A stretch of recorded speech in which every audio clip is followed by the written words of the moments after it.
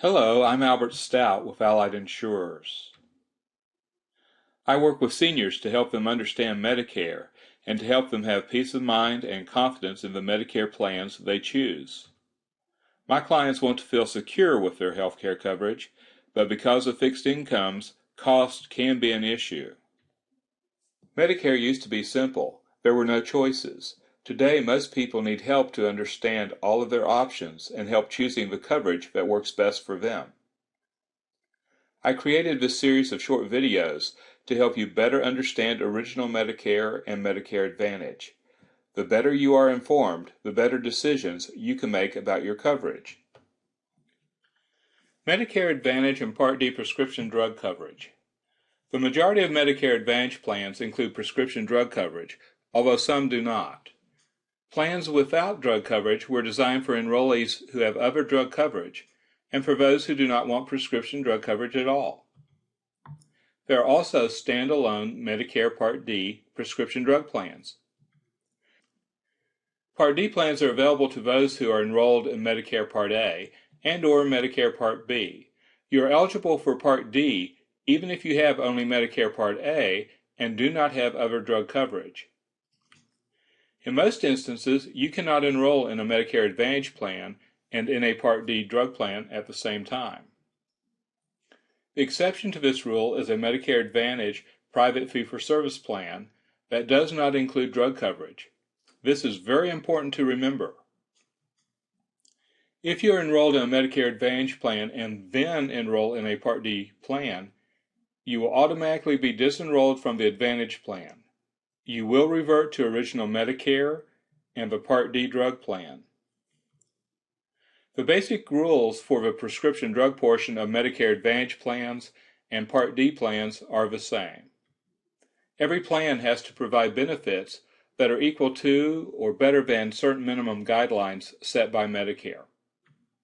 Each plan is free to set its own formulary, that is, the specific drugs the plan will cover, within certain limits. For example, you may take a brand name drug for high blood pressure. A plan's formulary may or may not include this drug, but there will be other drugs available for high blood pressure. So in picking a drug plan, it may be very important to check the formulary before enrolling in the plan. Most plan formularies cover most generic drugs, so if most of the drugs you are currently taking are generics, you will have little trouble with any plan's formulary. But if you're taking brand name drugs, you should check the formulary, or be willing to switch drugs if yours are not covered under the formulary. Deductible, initial coverage, donut hole, coverage gap, catastrophic coverage, copays, annual out-of-pocket. These are all terms associated with Medicare drug plans. The deductible. Some drug plans have a deductible you must meet before the plan begins paying. For 2012, the deductible can be up to $320. So there are plans available ranging from zero deductible up to $320. The initial coverage limit. After you meet any deductible, you will pay a copay for each drug, and the plan will pay the rest of the cost of the drug. For most plans, once the total amount spent by both you and the plan reaches $2,930, you have reached the initial coverage limit. The donut hole or coverage gap. Once you reach the initial coverage limit of $2,930 for most plans, you enter the coverage gap. In years past, most plans had no coverage in the coverage gap. You were responsible for 100% of the charges. In 2012, you will have to pay 50% of the cost of brand name drugs and 86% of the cost of generic drugs. Some plans may provide some additional coverage in the coverage gap. 50% of the cost of brand name drugs will be paid for you by the drug manufacturer. Catastrophic coverage.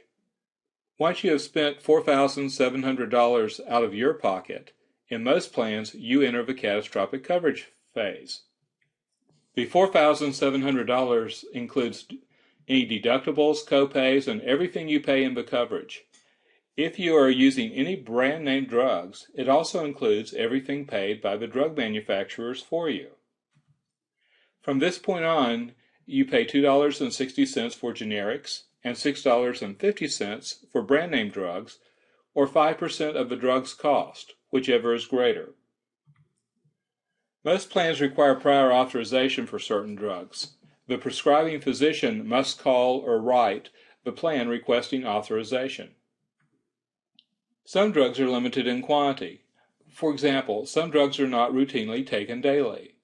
Or if you take 40 milligrams of a drug once a day, plans will not allow you to buy 20 milligram tablets if the drug is available in 40 milligram tablets.